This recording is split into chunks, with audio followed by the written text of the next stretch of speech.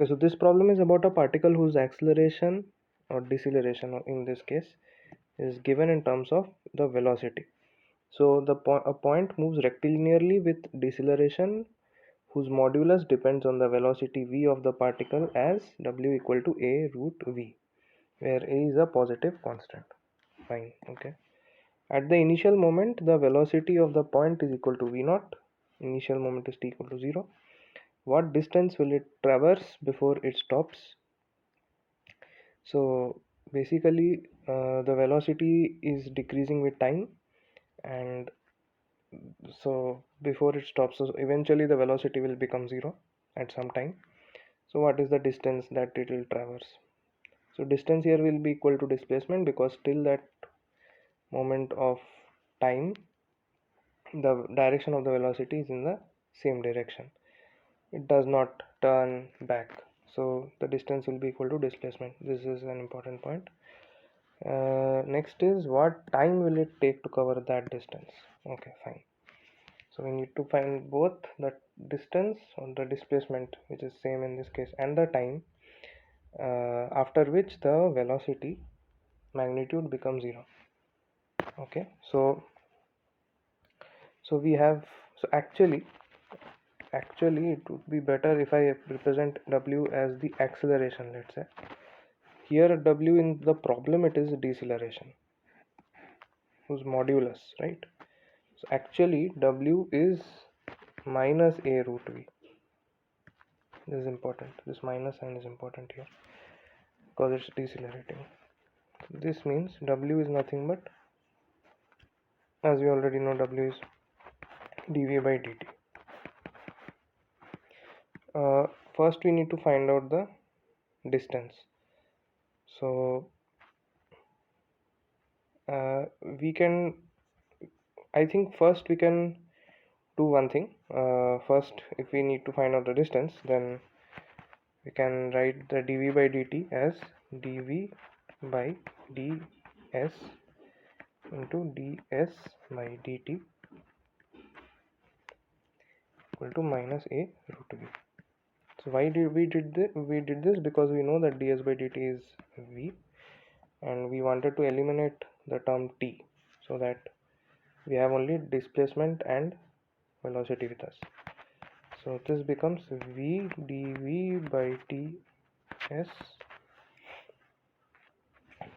sorry, v times dv by ds to minus a root v, right? Okay, now bringing all terms of the same kind to one side, so this becomes root v dv equal to minus a ds, right? So if we integrate both sides, okay, so it will become integral of root v dv equal to minus a is a constant, integrating ds. So we'll integrate from t equal to 0 to basically t equal to some t naught when v equal to 0, right? So this is what we need to do. So at t equal to 0, we already, in the question it is given that the velocity magnitude is v naught, and we need to find, and at t naught the velocity becomes 0. This for the displacement, initially we'll consider that it is at some reference position 0, and finally it covers, let's say, s naught. We need to find the s naught. Okay, so this is nothing but v power 3 by 2 by 3 by 2, which equals 2 by 3 v naught to 0 minus a, this is directly s naught minus 0, right? This is simple. Okay, so this becomes 2 by 3 times, sorry, by 3 times 0 minus v naught power 3 by 2 into minus a s naught, right? So negative signs will cancel out. This means s naught equal to 2 by 3a times v naught power 3 by 2.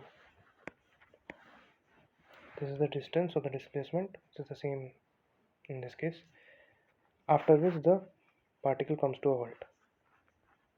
This is the first part is, the distance covered, this thing is done. Now what time will it take? So then now for the time we can directly use again dv by dt equal to w, which is equal to minus a root v. Can invoke this relation now. So again bringing variables of the same kind to the same side, because dv by root v equal to minus a dt. Now if we integrate dv by root v from v naught to 0 again, same limits, again minus a is a constant and time is, let's say, t naught, after which it comes to a halt, right? So it becomes v power half by half, or 2 root v,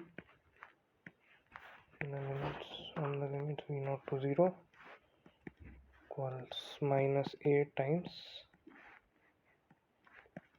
t naught minus 0. This becomes 0 minus 2 root v naught equal to minus 8 times t naught. Negative signs cancel out. This means t naught equal to 2 root v naught divided by a.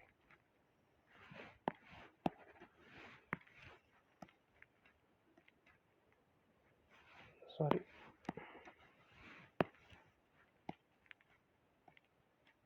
Right. So this is the time after which the particle comes to a halt. So we have calculated the distance after which it comes to a halt, which is this, and the time after which it comes to a halt, which is this. That's that. Thank you.